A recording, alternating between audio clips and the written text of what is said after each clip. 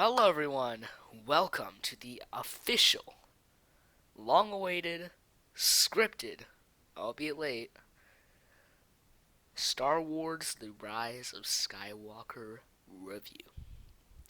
Hello, everyone. It is me.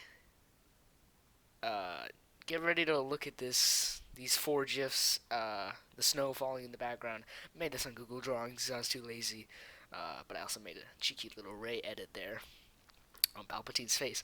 I hope you like it, because you're going to be looking at it for the next 30 to 40 minutes.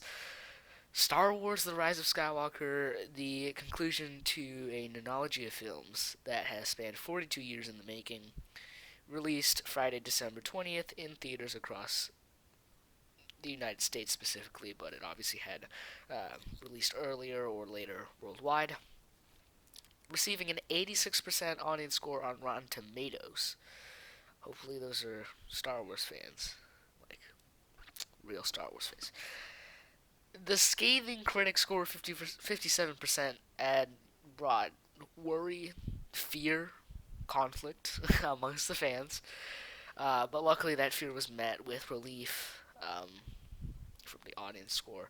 Or so they thought, because upon the first few viewings of ROS, and I've talked about this a little bit in my plot hole video, it has been such a controversial film, in my opinion, as I stated.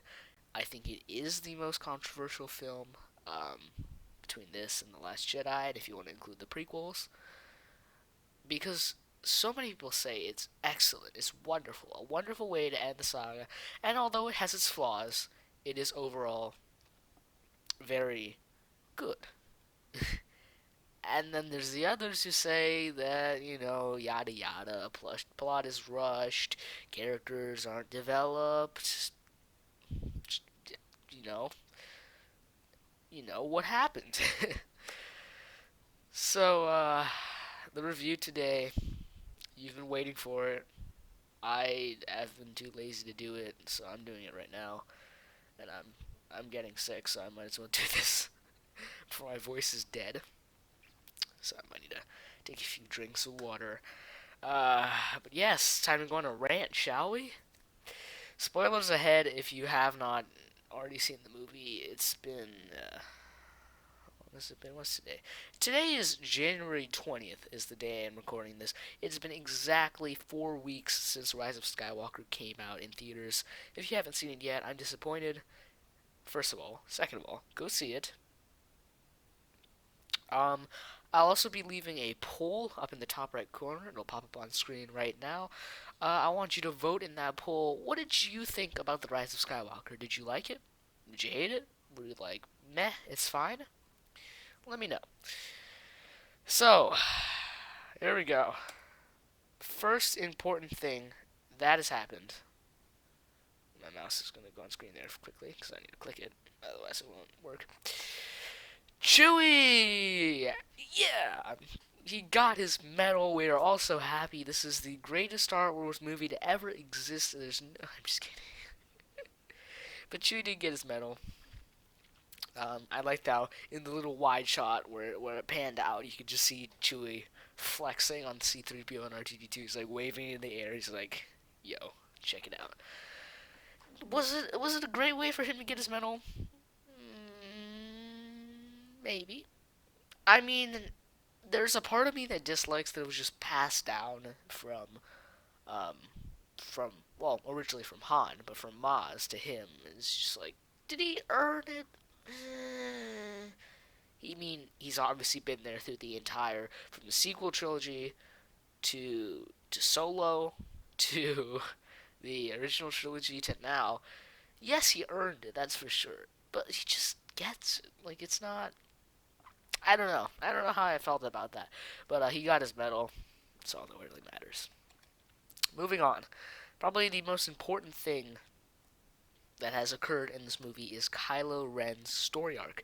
And while there's other things about Kylo and also about the Knights of Ren that we'll be touching on later, I wanted to talk about Kylo's story arc because I think that throughout this new sequel trilogy, it is such a wonderful and beautifully captured story arc that it deserves praise.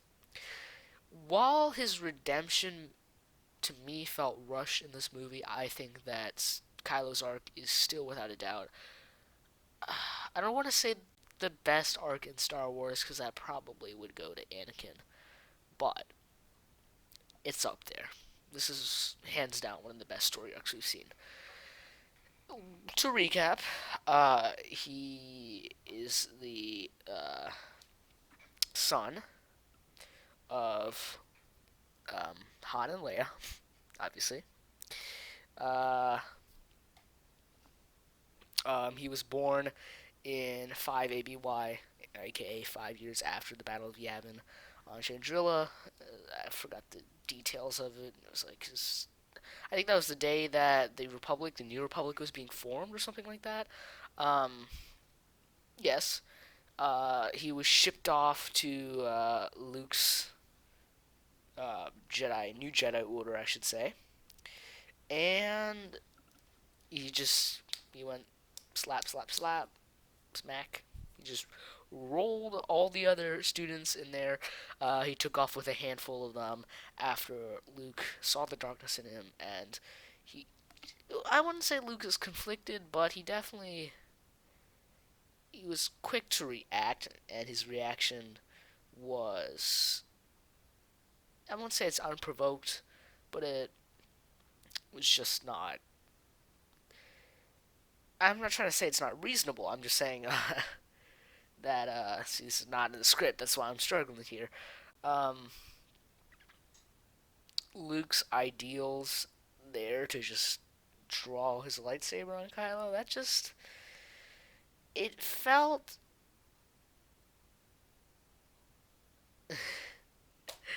Oh my god, I can't.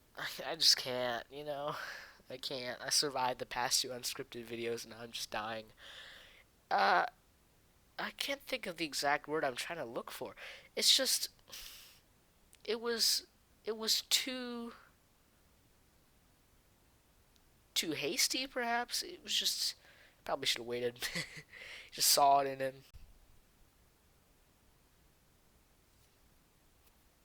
Just saw Snoke in him. He was just like, nah. Tried to strike him down.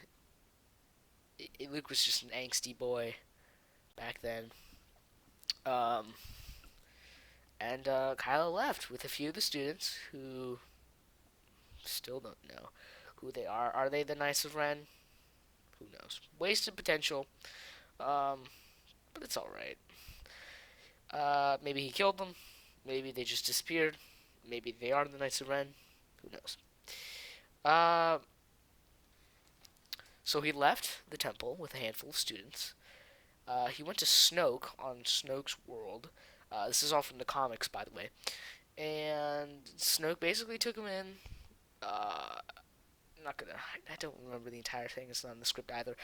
I know Snoke obviously trained him after seeing such raw, untamed power within Kylo, and I do remember two training scenes from the Comics. One is where he goes to the same dark side cave on Dagobah. I think the dark side vision he had was of his parents. I can't remember. He ends up destroying that cave. And then the other one is Snoke teaching Kylo to levitate using the Force off the ground. So Snoke basically tosses him off a cliff, and Kylo is forced to use the Force to avoid being impaled by some like sharp rocks at the bottom of the cliff or whatever. So Kylo's trained by Snoke, and we're just gonna fast forward to the Force Awakens here. Rey comes along. Kylo is still worshiping Vader, who we now know in the Rise of Skywalker was simply um, Palpatine the entire time. Uh, oh, the more obvious one is Palpatine made Snoke. We saw Snoke in the vats that looked like they were pickling him, um, but those were Snoke torsos. Um, so Palpatine's obviously been creating Snoke and probably controlling him. Uh, so Kylo is worshiping Vader in The Force Awakens. He's still a pawn to Snoke. Uh, this is going to be from Last Jedi, but it's still going to refer to Force Awakens. Snoke describes. It can be taken both ways as Kylo and Hux, but Snoke describes them as a rabid cur, because in such a high place of power, they can be easily manipulated, and that refers to both Hux and Kylo, because Kylo, well, is kind of a rabid cur. Um, and he's obviously in a high position of power, and clearly his mind is easily manipulated by everything that Snoke sends his way. So, Kylo finds out about Rey. They scrap. Rey kind of just like slices his face open. Snoke obviously will later get mad at him for that. um, don't, I didn't really want to use the word slices because it cauterized the wound, but she goes slash and his face goes cut. Now, Kylo was then picked up by Hux, I believe, because Phasma was escaping from the trash compactor. So I think Hux was the one, because Snoke told Hux to retrieve Kylo, but I'm pretty sure I forgot if this is the novelization or I don't think it was the comics, but it could have been the comics. Hux just came over and picked Kylo up. Um, Kylo kills his father, obviously Han. So rip Han. And I don't think it was a bit unprovoked. I don't know if Han's death was really necessary. It was mostly necessary. It was showing the conflict within Kylo, but it was just like Han's just walking up to a bridge, and Kylo appears to be distraught and is nearly turned, and then he just feels like the light from the star goes out. Star Killer's fully charged. His face is basked in the red light, and he just goes pale. And well, bye bye Han. So in the Last Jedi, I'm basically just recapping everything. He's healing his wound from Rey.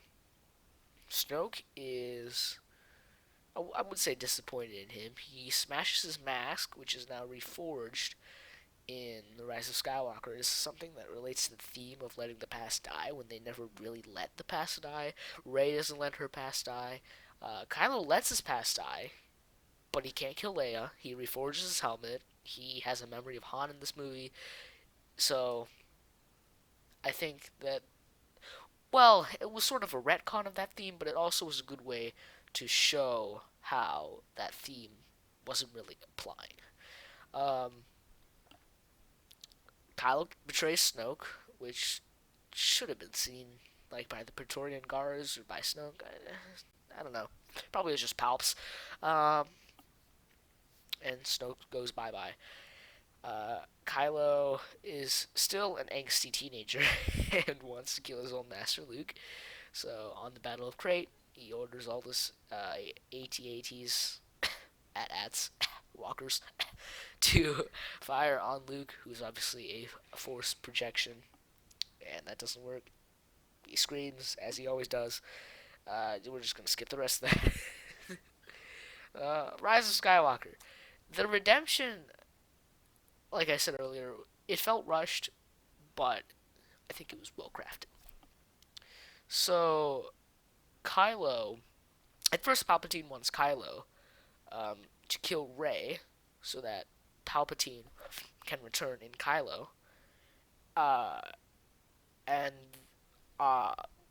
that's when Kylo goes to X School. Kylo duels Rey, as you can see in that wonderful GIF or GIF. Sorry. um, Leia, who I will talk about next, uh, calls out to him using the last for strength, and he hesitates. Um, he drops his lightsaber. He turns around, and in this moment of hesitation, Rey picks or snatches the lightsaber out of midair, I should say, and impales him. She immediately feels Leia. Kylo's injured, obviously. He's just been stabbed. He also feels Leia. And Rey's humanity causes her to, leads her to force heal Kylo, which it's, in a sense, heals his humanity. And one of the pieces of symbolism that I love from that scene is Kylo's scar being healed. Um, so for those eagle-eyed viewers, I'm sure you've seen it. But if you haven't, fun fact: Kylo's scar was actually healed when Rey um, healed him using the Force, healing his cauterized lightsaber wound. So uncivilized. um, so and at this point, Kylo is extremely conflicted. He is not fully back to the light side yet. He has felt Leia. Rey has just healed him, which she didn't have to do. She could have just killed him. She told him that she wanted to take Ben's hand, not Kylo's. And now Kylo is sort of where he was when he was killing Han. He's on the edge. And of course, who comes back to speak to him? Han. This is basically like a beat for beat uh, sort of reenactment, same dialogue from The Force Awakens, except this time Kylo is turned back to the light. Some have speculated this could be Leia controlling Han, like Leia's in Kylo now. That's why they both disappeared into the. They both turned into Force ghosts at the end of the movie at the same time. Maybe, I don't know. I just like to think that it was Kylo's conscience that sort of remembered Han because, uh, like he's on, like I said, the edge of the dark and the light. Um, the Han scene was touching. Kylo says, "Dad." Han says, "I know," because he always says that. Says it in Solo. He says it in Empire. Says it here. Anyways, Kylo's turned back. Kylo then proceeds to basically be just like his father. He grabs a blaster, takes off in an Imperial TIE fighter, lands on Exegol, is confronted by the Knights of Ren. Rey passes the Skywalker Legacy lightsaber to her, which is, if you don't know, there's a wonderful video that New Rockstars has about this. So, first act, between the Force projections, Kylo takes the yellow beads from Rey. Uh, in the second act, Kylo and Rey, in his quarters, break the red, like the red beans or something, the little red fruit consumable sustenance objects. And in the third act, obviously Kylo receives the Skywalker lightsaber. I'm not calling her Rey's lightsaber because she has her own lightsaber now, so nah. And that was following the color palette of the three movies, which was Force Awakens is yellow, Last Jedi is red, and Rise of Skywalker is blue. Force Awakens had a mostly yellow color palette. We had Jakku, obviously. Last Jedi had a mostly red color palette. Snoke's room, Crate, and Rise of Skywalker is mostly blue color palette. Exegol, and one of the Endor moons, not the same moon that Wicked is on, and the other Ewoks. Uh, this is cool. It's a fun fact. um, Kylo basically gets the lightsaber, just massacres uh, the Knights of Ren. He goes to confront Palpatine with Rey, and in the process, Palpatine takes both their essence, since they are a dyad in the Force. So he takes um, their life force. He has returned to his Senate form. He is the Senate now. Um, Basically, just throws Kylo away. So I think he says, "As once I fell, so falls the last Skywalker," or something like that. I don't know. So Kylo gets thrown off, and may I add that Kylo is clearly more powerful than Rey in this movie. Clearly, 100%. Kylo is stronger in the Force. He's stronger with the lightsaber, and he is clearly, well, he and Rey are both the Skywalker the Skywalkers that rise in this movie. Rey is the new honorary Skywalker, and Kylo is a Skywalker to return from the dark side. And on Exegol, when confronting Palpatine, Kylo is obviously the first to rise. He doesn't need the Jedi spirits talking to him. He rises on his own, and well, kind of just blasted off into the distance. Um, it's obvious that the contest is decided by the Force and by the skills of the lightsaber. That Kylo is more superior to Rey, which I do like. Rey's a little bit less of a Mary Sue in this film. She's still insanely powerful, and even her Palpatine heritage can't fix the fact that she is insanely powerful. But I did like that Rey was clearly being more overpowered by the more trained and, dare I say, more proficient at a lightsaber and using the Force, Kylo. Rey defeats Palps. She dies. Kylo rises. He reemerges, and he heals Rey, which is a power that only members of the light side know. And since Kylo returned to the light side, he is able to use that power as well. Um, and that's just, it's a wonderful story arc. It is almost, is basically Vader's story arc, and considering that he looked up to Vader even though it was technically Palpatine, it's fitting that his arc almost is the exact same as Vader's. And what I mean by that is obviously they're both of the Skywalker lineage. They're both extremely powerful. Both of them become Jedi. Both of them feel in a way that their masters have betrayed them. This in turn causes them to purge the Jedi, kill all of the Jedi in their order. They both find a new master in the form of a dark side user, Palpatine and Snoke, which are both technically Palpatine now.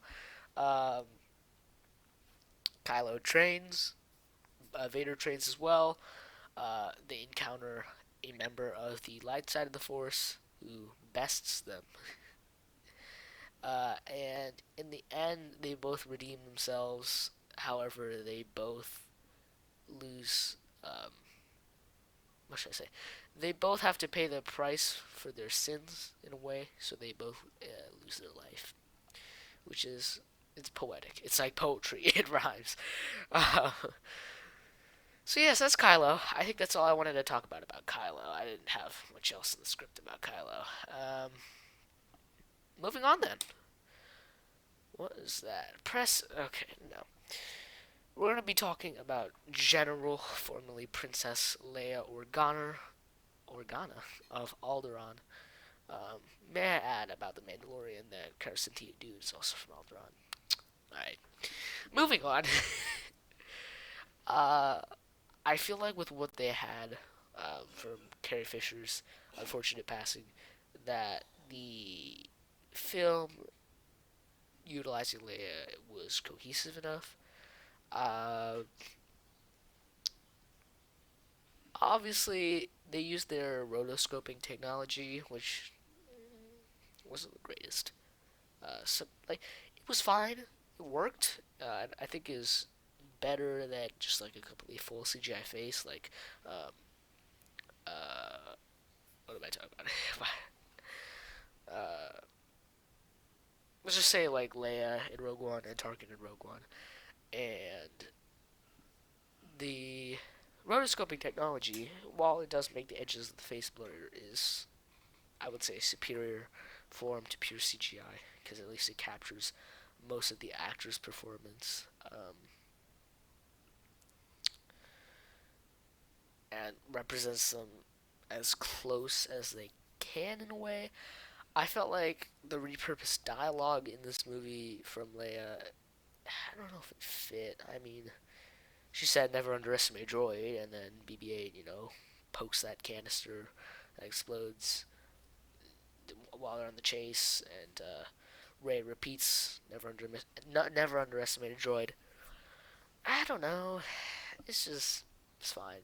I do love that we do get to see Leia's Jedi training here, and while I wish it could have been hinted at um, in The Force Awakens and Last Jedi, rather than her just force pulling herself um, back to a ship, uh, I wish it would have been explored a little better, but I can understand um, that they had to work with what they had, and to be honest, it makes sense to me that Luke would train Leia as well.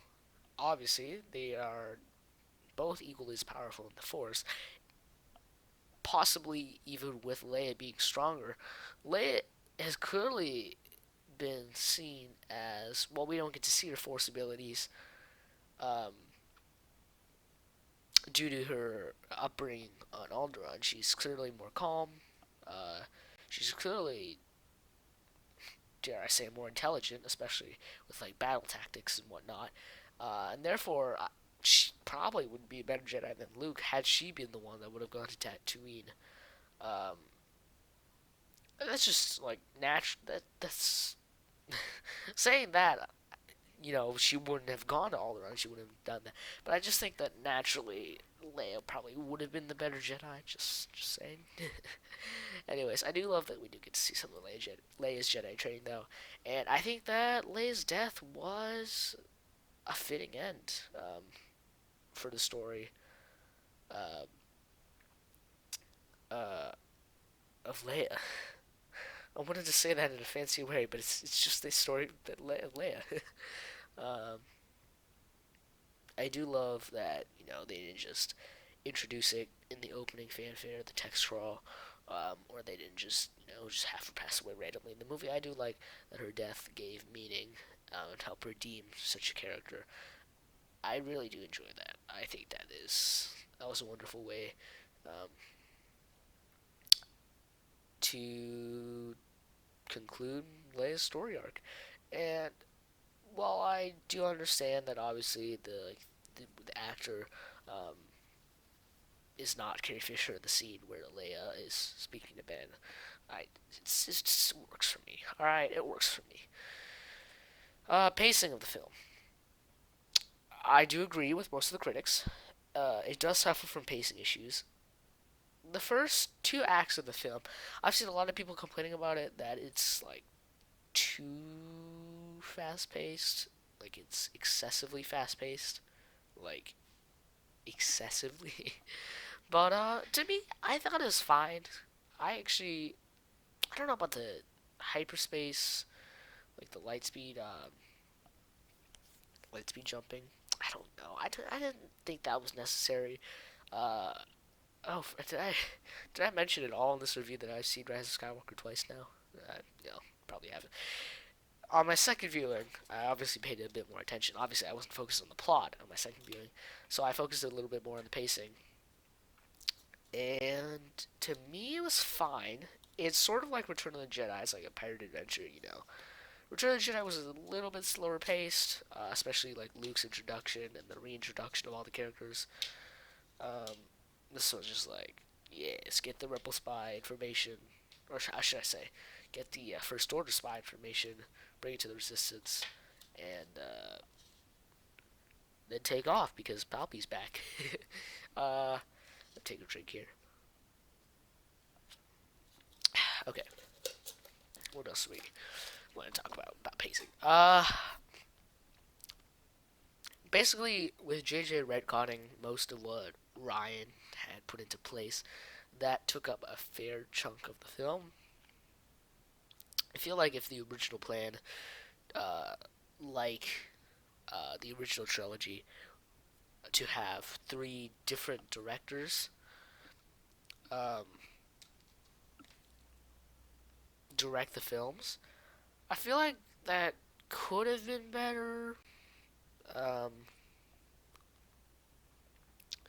Obviously, Empire was directed by George Lucas. Empire was directed by Irvin Kershner, and Return of the Jedi was directed by Richard Marquand. So if they had went with Colin Trevorrow, I think that would have been better. I don't know, because he probably would have built on the ideas that Ryan Johnson would have put into place rather than retconning most of it. And I think that could have helped with the pacing a little bit. But it's just a very fast-paced movie. It has a lot to fit in, and I really do hope that if they do release the JJ cut, obviously there's so much more that he wants to add, and that Disney hasn't cut. Um, I think the original runtime for Rise of Skywalker was, I think, like 3 hours and 10 minutes. Someone said. So it's like Avengers Endgame, basically. And I hope that that is the end movie that we get. I felt like it should have been longer. When I first saw the runtime um, for the Rise of Skywalker, which is 2 hours and 22 minutes, by the way, I was surprised because I expected like an Avengers Endgame ending, like 3 hours, packing everything you can get. I think this is the I think it's no, I don't know if it's the second or third longest because I think Attack is first, then Last Jedi, then Skywalker. Um, so pacing issues, and there's really not much more I wanted to talk about. I did that took like 2 sentences of the script. Um, yeah, nothing, nothing really else. Fake out deaths. So we had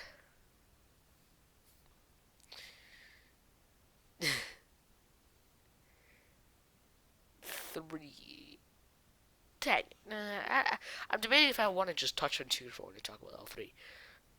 We had three fake out deaths. We had C3PO, we had Chewie, and we had Rey. Let's start with Chewie because he's first. Uh, it's fine. I honestly thought they killed Chewie.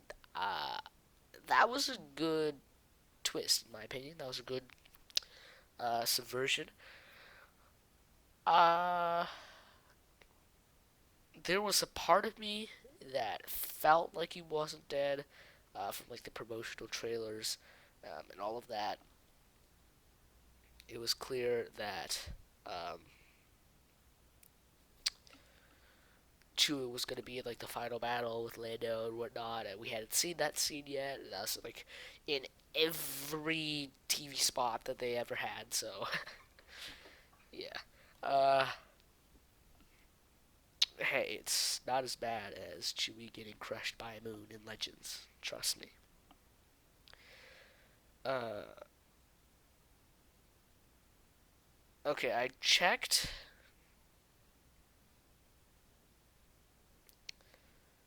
What? That doesn't seem right. No. No, that's not right. So, never mind. I was checking the runtimes of the movies while I was reading the script. No, that post was like from October, and it was not the finished runtime for Rise of Skywalker. Um, Chewie's fake out was fine, in my opinion. I liked that it actually had a reason for being there. To show Rey that she was Palpatine, that she was using the Force lightning, and it's fun to see a little tug of war. Obviously, as I stated before, um, with the more superior Kylo uh, overpowering Rey in terms of the Force. I think it was a good fake out death. I'm fine with the Chewie one. C3PO, I did not like it. In my opinion, you either don't even bring up getting rid of all his memory, or you get rid of all of it. Never touch on it again. It was disappointing, I would say. When when they were building it up, I genuinely felt sad. I was like, oh no, we're gonna see another OG character, like just go bye bye. And he had his memory wiped, obviously, at the end of Revenge of the Sith. Bail Organa told Captain Antilles to wipe the droid's memory. So he didn't remember everything from the prequels. The only character that remembers all that is R2.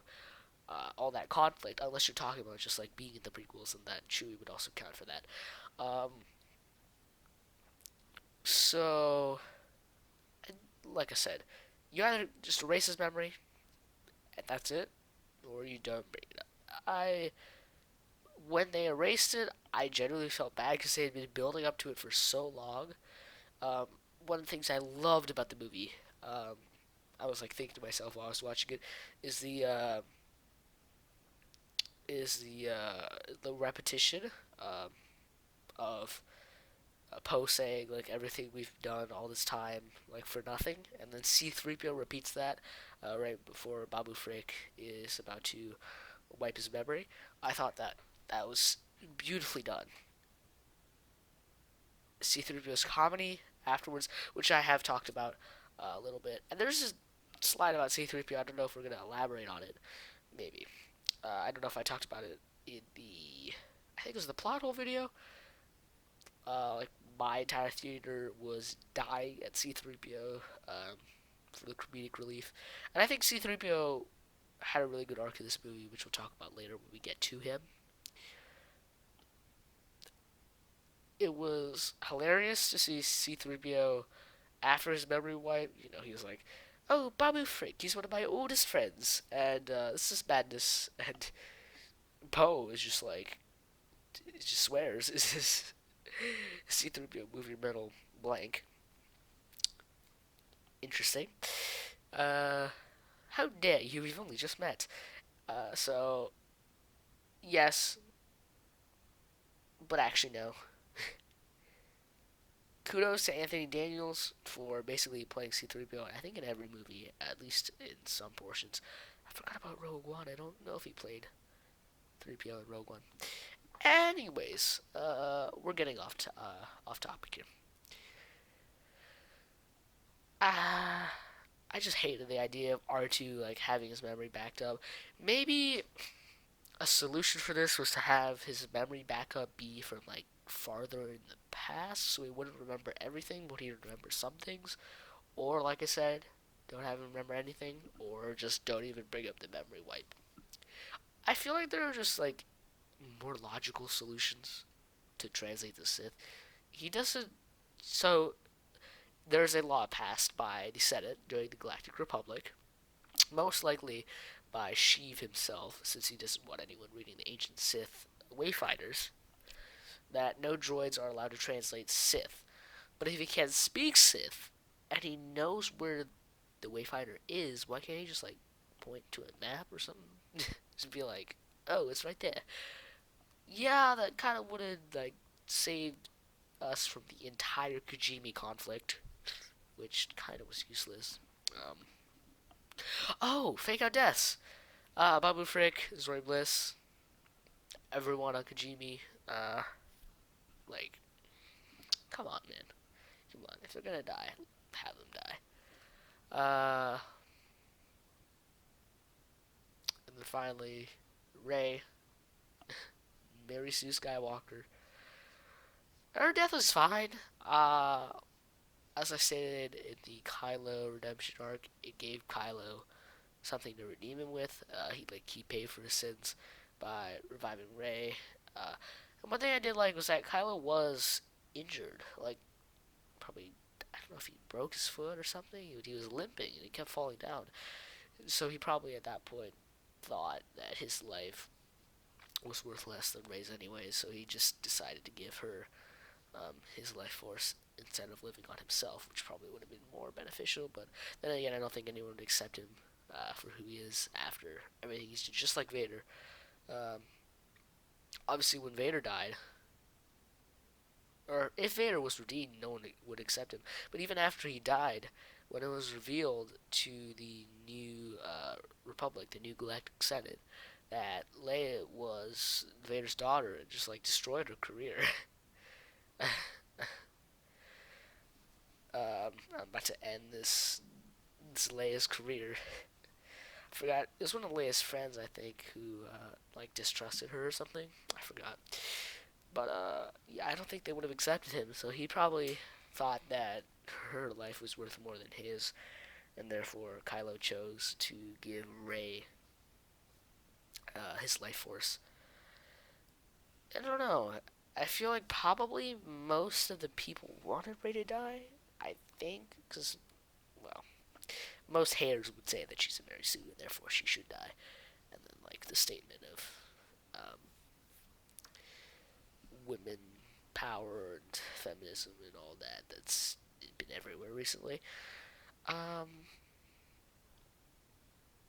I think that's all we need to touch on about fake out deaths. I don't think we need to go deeper. Moving on. Nostalgia, love it. I'm just gonna say it right now. I love it. Don't care if the rest of the film was a bit scuffed in a few ways, more than one. Nostalgia, you just love to see it. Do it.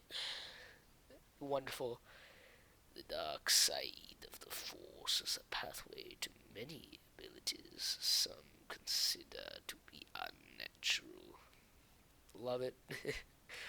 uh, what else? I can't even think right now.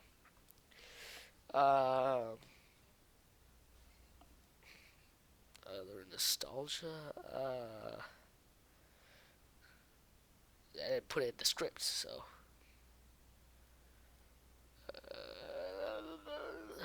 Um,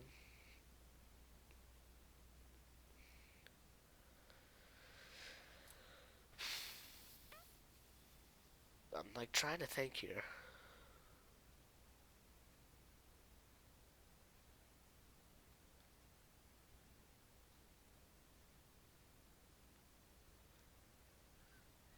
I mean, I think Ian McDiarmid had the most nostalgia moments. I don't. I can't even remember anymore. I'm just like trying to look at Star Wars meme quotes. I do wish before Palpatine did the base boost thing, he said unlimited power, but you can't have everything, you know. Um,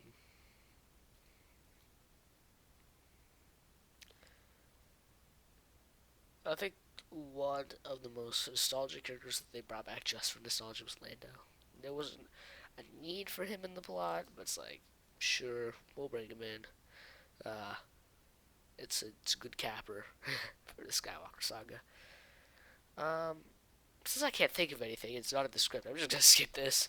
But there were some fine quotes for nostalgia, so let me know in the comments what are the ones I missed, because I missed basically every single one except for damn it, the dark side of the Force. Um, oh Palpy boy, Sheev Palpatine. First of all, he had a son. One of the things that I find most interesting is that in Rey's flashback scene, she looked about, what, like 3, so that was probably, I'd say 7 years after the Battle of Yavin. That's probably way off. Sheev was born like around 80 BBY or something like that. So for his child to be 30 in like about 7 ABY, um, that's just my speculation. Also, why did they change it to before Starkiller incident and after Disney? Come on. Anyways, so for Palp's son to be around 30 in 7 ABY, he would have been born around, let's just say 20. I don't want to say 23. Let's say 25 BBY. And if Palps was born in 84 BBY, or like something around that, I think,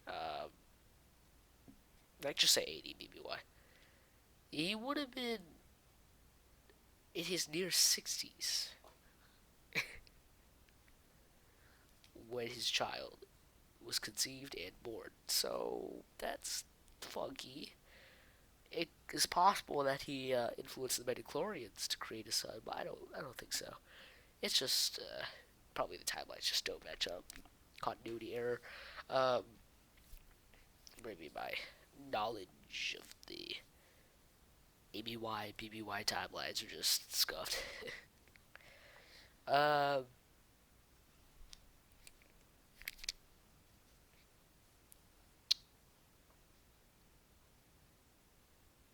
what am I gonna say here? I think, I think sort of the review just goes off the rails, and it just becomes me failing to put my thoughts into cohesive words. It's unintelligible.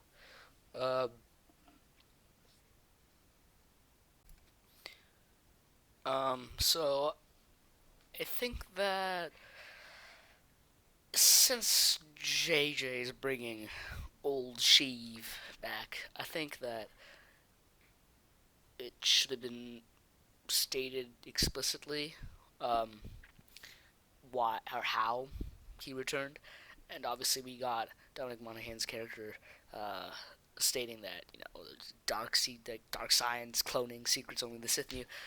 Not really true. Kaminoans cloning, you know. But I wanted there to be a little bit more explanation on how Palpatine returned, and that is something I hope if the JJ cut does come out that we see, um, which is how Palpatine was able to come back from basically from near death. And there have been speculations that like his body may have been dead, but his spirit lived on, and that's why he was searching for like a new host, in a sense, which was Rey, originally Kylo, but after um, quote unquote the princess interfering with Kylo, obviously, um, he diverted his attention to his granddaughter Rey. So that's pretty much all I wanted to talk about. She basically just his son, how it returned. Um, do wish he said unlimited power.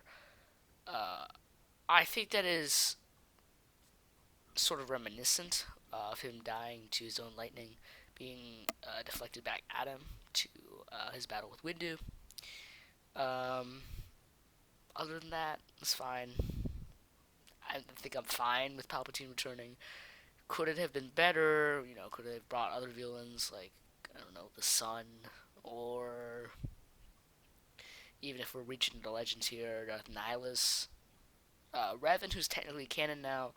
Um, I don't know. They could have just brought anyone else back. They just had to mess with the prophecy a little bit. And as I stated in the plot hole video, maybe the prophecy only was temporary, but still, maybe. I think it should have been. It should have gone a different direction, especially if Colin Trevorrow continued to work on the project as his director. I feel like he probably would have utilized Kylo being the supreme leader as the main antagonist rather than Sheev being brought back from the dead. Um, so that's all I wanted to talk about Sheev, aka the Senate. Uh, he is all the Sith now, but Rey's all the Jedi. So, Rey. Let's see it. Rey is a divisive character in this film. First of all, probably the most conflicting part of Rey is her taking on the honorary name of Skywalker. There is some explanations to that. She does have Kylo's life force in her since he gave it to her to bring her back to life. Um, she was always treated as a daughter by Leia and as somewhat of a daughter. I wouldn't say really a daughter. She was a student, of course, but like a friend to Luke. Even though Luke was kind of an angsty boy. Uh, I'm okay with her taking on the name, but I think that one of the themes that was that like a recurring theme in this movie was never be afraid of who you are. Leia says that when she's confronted by the dark side vision on the Death Star wreckage on Endor. Her dark side personality, I should say, says that I felt like if she had accepted who she was as a Palpatine, I think that it, I think it would have been better. actually, like, I'm fine with her accepting that she's a Skywalker. I'm glad that the name is able to like live on um, in a new protagonist, not just by like bloodline. But I think that if they had utilized her being a Palpatine and turned that into a strength, not necessarily a strength, but if they had like turned it around, I think I would have loved it a lot more. As in, like, when the old woman comes along and she's like, "Who are you?" and Rey says, "Rey," and she's like, "Rey who?" Rey should have said Rey Palpatine. Now, sure, this woman would probably be like, "Oh my God, this is basically Hitler, granddaughter of Hitler here." But I think that accepting who she was would have been more powerful than taking on a name that, while Luke and Leia and Ben all accepted that she could be a Skywalker, I felt like it would have been more powerful for her to change the legacy of the Palpatine name and turn it from something that was interpreted as like bad, evil, darkness, genocide to something heroic, something that saved the galaxy. Hopefully, if Rey does have children, that her offspring can continue to pass on that name of Palpatine. So, and you know what? That could lead to like this Palpatine spin-offs. You know, like Palpatine would be, it wouldn't be the Skywalker Saga anymore. They could literally start a new chapter of films like the Palpatine Saga, like the new reformed Palpatine family bloodline. And I think that would have been a lot more powerful. But I'm okay with Rey accepting that he's a Skywalker. Like I said, I don't have any problems with it. I just thought it probably would have been better if she had accepted that she was a Palpatine. Second of all, lightsaber staff, possibly. Double-sided, we don't know.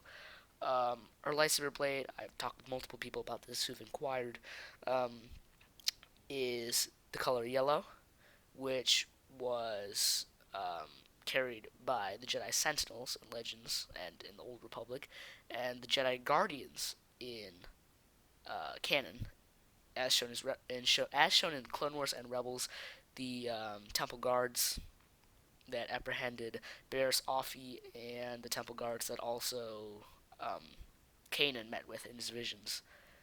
Those boys all had yellow colored lightsabers, and the color yellow actually, in Legends at least, meant like as a balance of the Force between Jedi Guardians and Jedi Counselors and Jedi Knights. In Legends, Knights had the blue lightsaber, Counselors had a green lightsaber, and so they were sort of a balance. They also, I would say, they're kind of like Mace Windu using Vapod. It's sort of like a mix, not really entirely of light and dark sides, but it's sort of like a balance of the Force. So it's good that they're introducing that color. I don't know about the practicality of her staff or her lightsaber, possibly staff, being like a twist to activate. I don't know. It just seems a bit off to me. It doesn't seem efficient. But I did like the sort of rugged look, the scrap look that a scavenger would assemble. And I've been looking at some things on Reddit about people wanting like a scrap sort of set at Savi's workshop in Galaxy's Edge, at both Orlando and California. I think it'd be cool to add. For those of you who don't know, this is going off topic here. The four lightsaber sets they have at Savi's are Peace and Justice, Power and Control, Elemental Nature, and Protection and Defense. Now, the one I'm looking to get is Protection and Defense. Like, it's good. It's like Old Republic-y. It's awesome. This is not even the script. I don't know. I'm getting off topic here. But I think it's the lightsaber's good for marketing. It's probably what Disney is intending on. It's a fine design, apart from the twist to activate thing. It's all right. I did like that there was like a little hint of like blue, like there's like a blue light. So maybe she can select between two crystals, possibly. Maybe, who knows? Final thing I want to talk about Rey, we've already touched on it a little bit when we were talking about Kylo, is that she was like nerfed a little bit. You know, new patch notes came out. Rey's just like less overpowered, and I think that's good. She's obviously shown training, so she's finally training rather than just picking up a lightsaber and cutting Kylo's face open. Um, as I stated earlier with Kylo, in the Kylo section, I don't. Even if she's a Palpatine, she shouldn't just have that innate power. Even as a scavenger, like all her life, being put into this cruel and harsh world where she has to fight to survive. She's just too powerful. Too powerful. And I like that Kylo's clearly more powerful than Rey in this movie. And sure, Rey still can be a Mary Sue in this movie. There's literally a GIF up there that shows her kind of being too epic. But I like that she loses to Kylo in a lightsaber fight. She is overpowered by Kylo when she attempts to bring the transport that supposedly held Chewie back down to the planet. And I like that she's the one that required assistance from the Jedi to rise when Ben clearly did that without any Jedi, and he clearly was the stronger of the two. So, as I said, we touched on this already. I don't think we need to elaborate further. Rey going to Octu. Just one final thing I want to talk about. I don't know. I don't know.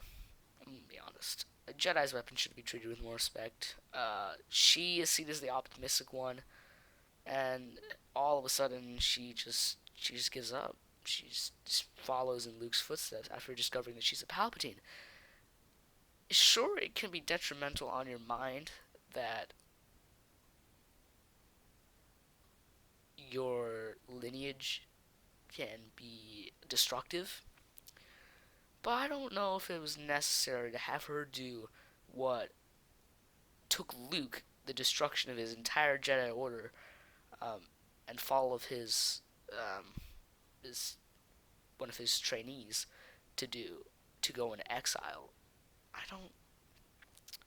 I think it could be realistic. I just don't think that it was in Rey's character to do that. And that's all I really wanted to talk about with Rey. Luke. I thoroughly enjoyed Luke in this movie. The X-wing scene was definitely one of the greatest nostalgia moments, which I somehow forgot to talk about in my nostalgia part.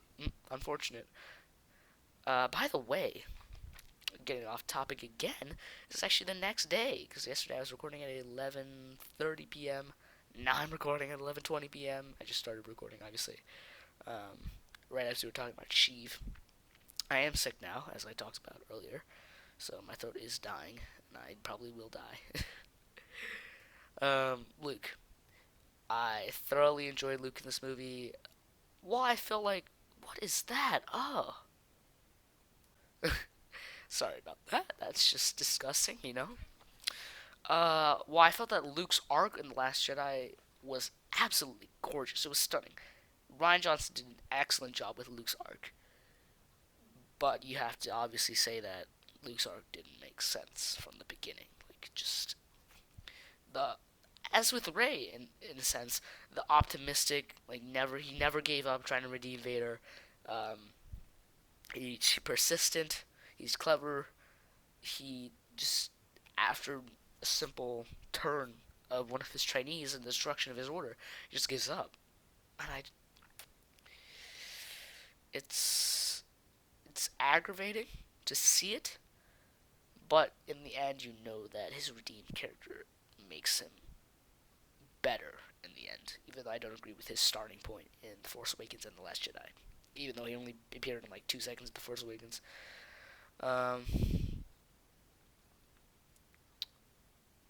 was I going to talk about?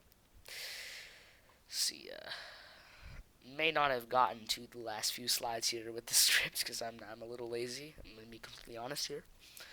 So we talk about Luke's X-Wing. Luke as Force Ghost showing Rey Leia's saber. That was excellent. I loved it. Leia's saber as well. There was a thing on Instagram that I saw. Yes, I know. I browse Instagram usually for prequel memes. It's like Star Wars Fanaticus. Leia's saber has like rose gold accents. I think it's a well-designed saber. I actually liked it. I did want to talk about CGI Luke and Leia. CGI Luke to me looked fine. I didn't see a problem with that. Leia, So there's multiple things that could have happened. One, I know they did go through old recordings uh, from Return of the Jedi uh, with young Carrie Fisher. Maybe they use that. I've also heard rumors that they use Billy Lord and they like put Carrie Fisher's younger face, onto her daughter's face. I've heard rumors that it was completely CGI, and I've heard rumors that it was rotoscoping. We'll never know.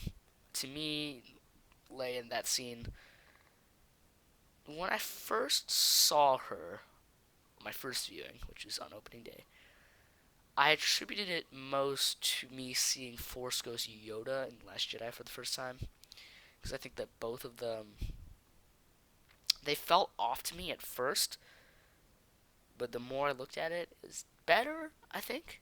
Um, in The Rise of Skywalker, it was a little bit different for Leia, but not really. When I first saw it, I was like, okay. When I saw it the second time, I was like, alright, like, I can accept it. And then when I saw it for the third time, I was like, sure. I like kind of reverted back to my first viewing reaction. Um, for Yoda, Force Ghost Yoda in Last Jedi, as I saw it more and more, I thought it was better, and I saw the resemblance to Puppet Yoda in Empire Strikes Back more and more. When I saw it, when I saw Carrie Fisher, her younger face in The Rise of Skywalker, the more I looked at it, the more I was torn. Because I saw it first in the theater, I was like, oh, oh. And then I saw it for the second time in theaters, and I was like, you know what? It's not as bad as I remembered. And I saw it for the third time. Not in theaters, just like images, because those are everywhere about CJ and Leia's face. And I was like, huh.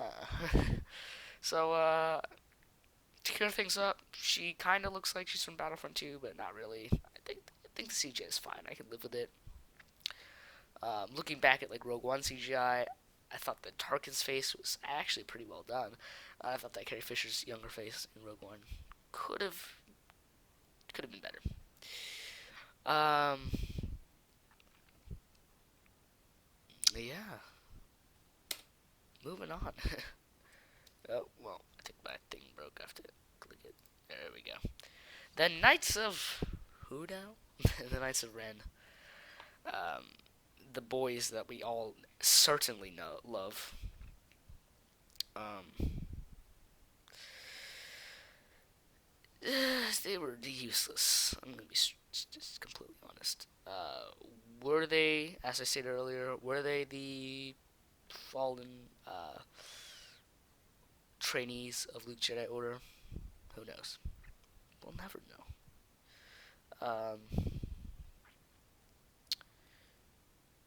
Ooh, they appeared in one Force Ghost vision when Rey touched Luke's or Anakin's slash Luke's slash Rey's lightsaber in the Force Awakens. I'm just gonna call it the Skywalker Legacy lightsaber.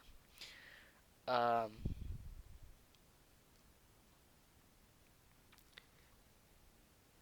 they appeared. They didn't appear in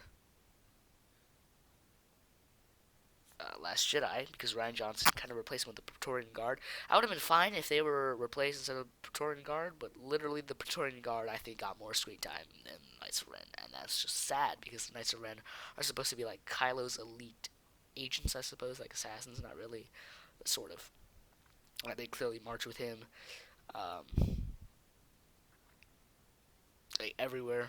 I forgot because I know that the ship that Pride died on, Legion General Pride, was the Steadfast.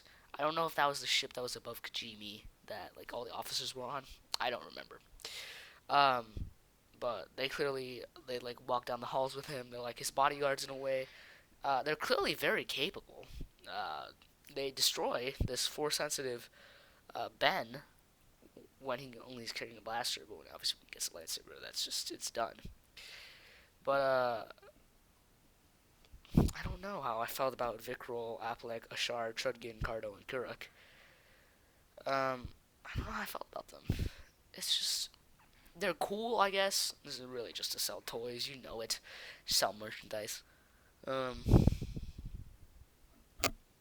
it's fine. They deserve more screen time.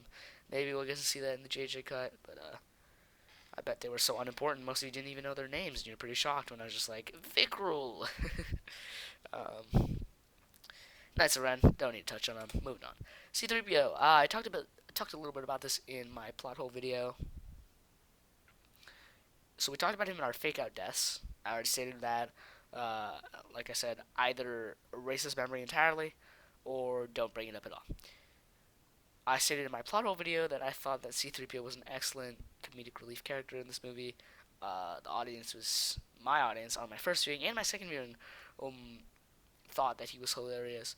I feel like the one that they laughed at the most was you didn't say my name, sir, but I'm all right. What is that British accent was a bit weird. I said like right. um, C3PO, fine comedic relief. I like that this is probably his the movie with him featured most. He literally has an arc in this movie, and he has crucial plot relevance. Even though, like I said earlier, he probably could have just pointed at a map and just told them where it was. But I do like that he helped move along the plot with his information from the dagger. That was fine. I think this is gonna subvert your expectations, but C-3PO's discussion is actually gonna have less time than the Knights of Ren. Moving on. Finn.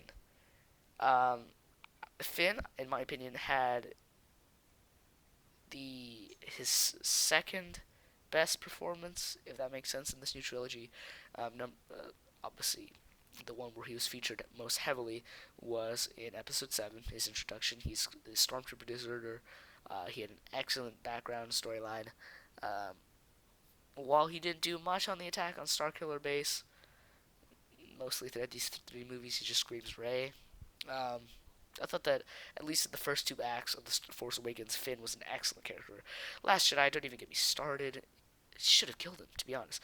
I hate one thing that I kind of dislike about the new trilogy is they're afraid to kill the new characters. They're killing all the OG characters, but they won't kill Poe. They won't kill Finn. They won't even kill Zori Bliss. They won't even kill Janna. They won't kill any of these new characters they introduced. They're just killing off the old characters, and it's kind of annoying to me.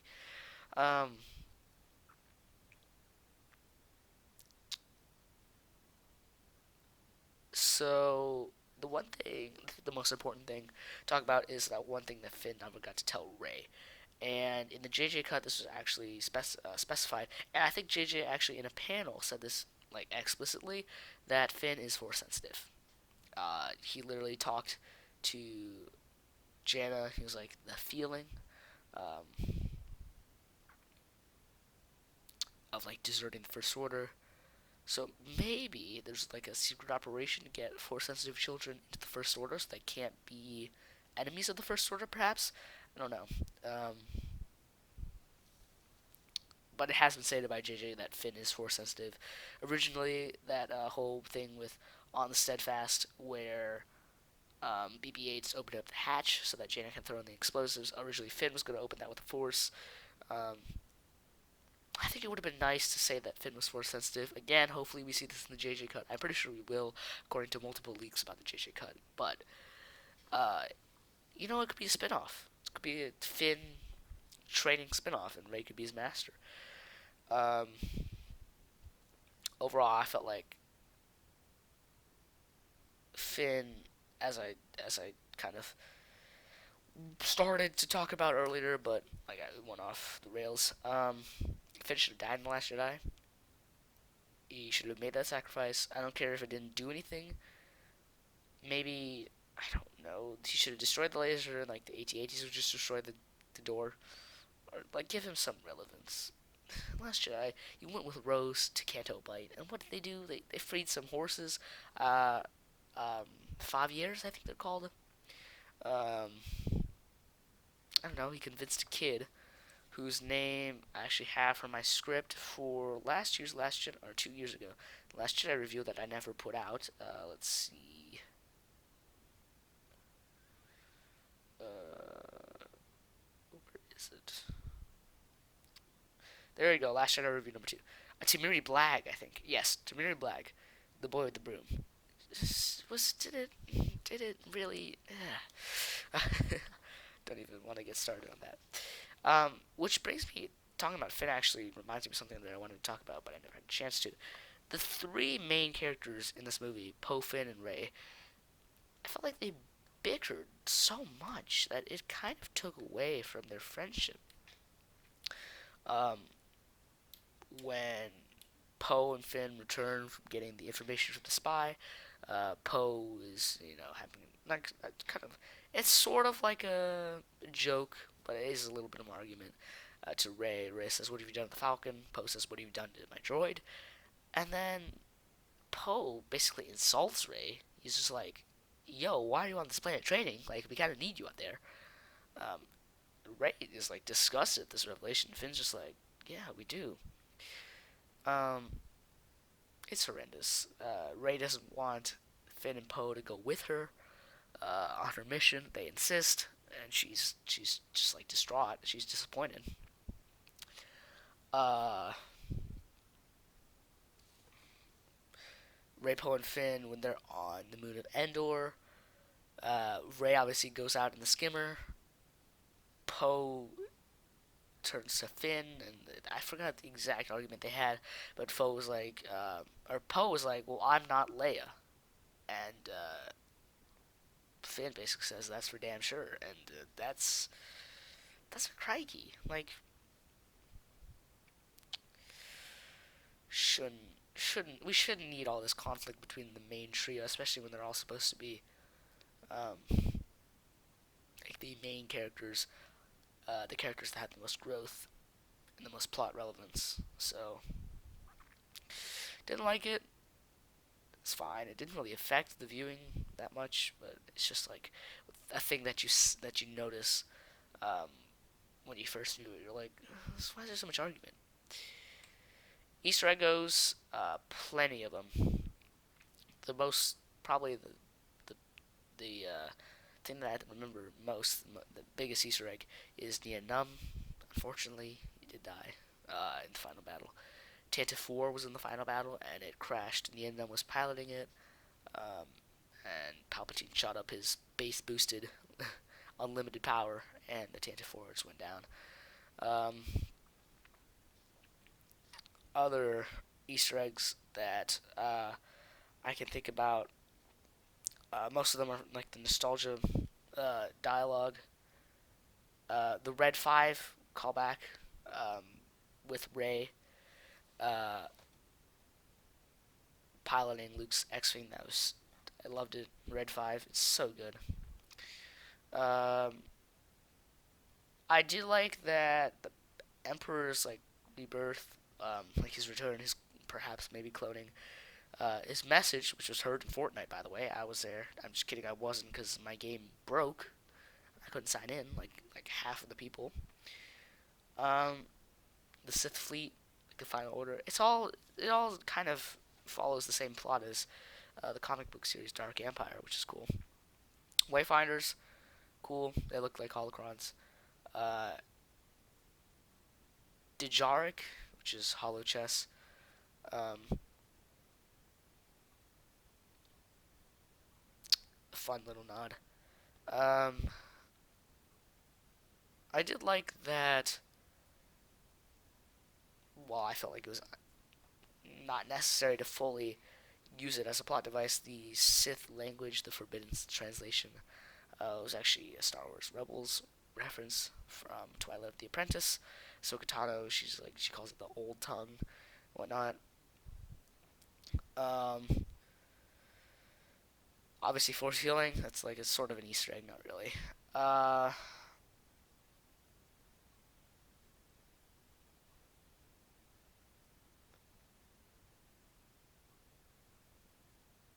um, More of the nostalgia moments. Cloud City, Endor, and Jakku. Cool. Uh, what else? Can't think of it. Oh, how did I forget?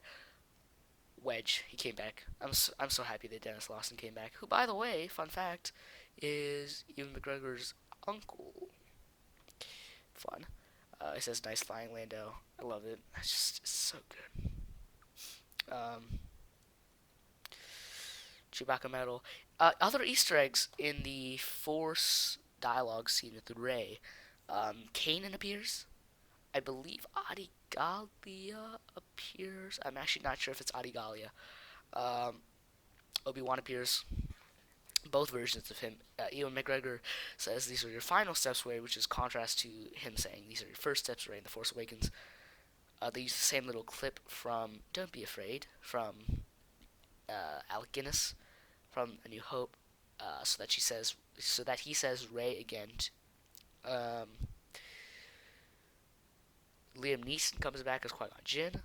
Samuel L. Jackson comes back as Windu. Frank Oz, obviously Yoda, and Hayden Christensen. I really did hope, because I heard rumors from the JJ cut that the three actors had all come back like costumed to play their roles.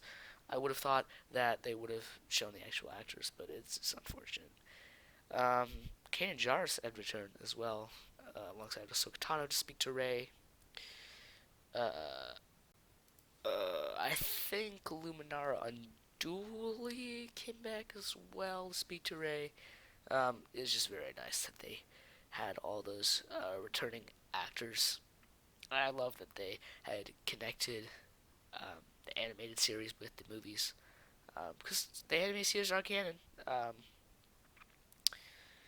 Luke and Leia theme playing over the montage of Cloud City, Endor, and Jakku. Just beautiful. I actually think that while a lot of the nostalgia in this movie was from the music, um, so much of it was reused. The music that I loved the most was from the soundtrack, obviously, was the music literally titled Rise of Skywalker. Um, it's so good. Finale fanfare is so good. I love how they had the throne room suite, Imperial March, um, the the what am I trying to say? Uh, the main theme. That's what I was thinking about. Um, it's so good. Love the music in this movie, and while obviously a lot of it was just recycled, and a lot of people are like, John Williams' final thing for Star Wars, and actually for one of the last things that he's going to do in his career, because I think he's supposed to do next Indiana Jones soundtrack, but that's it. He's literally just recycling his old music. I'm fine with that. This is like an Endgame style series finale. I'm fine with that, to be honest.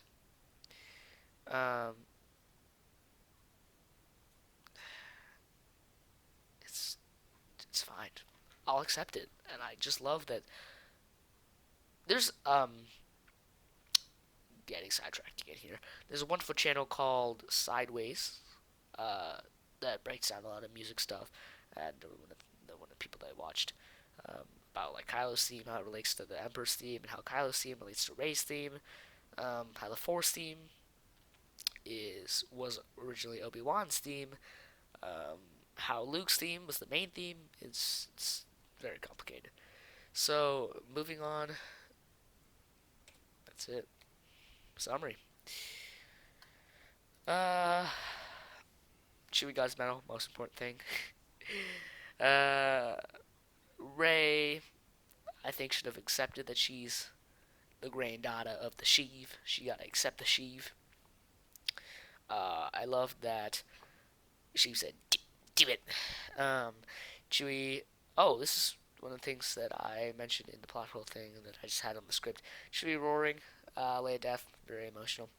Rey left with Mary Sue, lightsaber staff, question mark, question mark, Galaxy's Edge, question mark, and, oh, we're going back here. Hold up. Oh, I'm not gonna actually go back. Another Easter egg that I completely forgot to mention. It was on the script. It's highlighted. Mustafar. For those of you who don't know, it's at the beginning of the film. It's literally the planet that you can see Kylo just body slamming that poor dude on, where he gets the Wayfinder. So for those of you who don't play like all that junk or read all the comics, Vader Immortal actually has some backstory on the planet of Mustafar. So in Revenge of the Sith, Mustafar was in like a wounded state, not really wounded, but it was like a torn state. It was catastrophic, and after the prequels, Mustafar returned to like a healing state, and that's why in Rise of Skywalker, Mustafar has trees. It sort of looks snowy. It's reminiscent of like Starkiller Base, Crate. Um, but you can see when Kylo enters from hyperspace in his TIE Whisper that it does resemble Mustafar. So that's a fun little Easter egg. Back to the summary. I think ROS, Rise of Skywalker, in general, um, the main critiques of it are probably because it was fixing things from Last Jedi. Um, Raylo, ha ha ha ha ha ha. I think that Kylo's arc was wonderfully developed. The film does suffer from a little bit of pacing issues, but to be honest, the first and second acts are fine to me. Like a pirate adventure is okay. The Knights of Ren, Knights of who now? Who even cares? The main trio is sort of bickering a little bit too much. I'd like to see 3PO in this movie. Kylo's scar was sort of a symbolism for how Kylo Ren died and how Ben Solo was healed. Uh, like I said, Kylo's redemption, while rushed, I like that it was touching, especially the Han moment.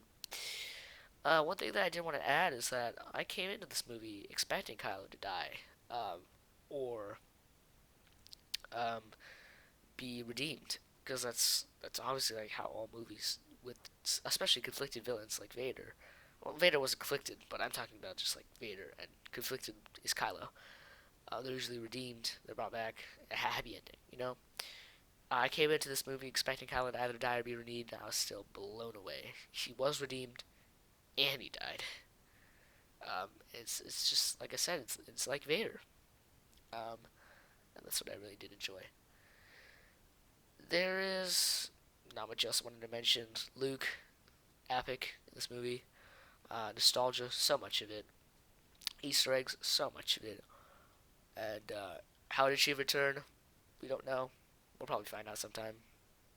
I don't think the visual dictionary has anything about it, but maybe the JJ cut can shed some light on it. Release the JJ cut.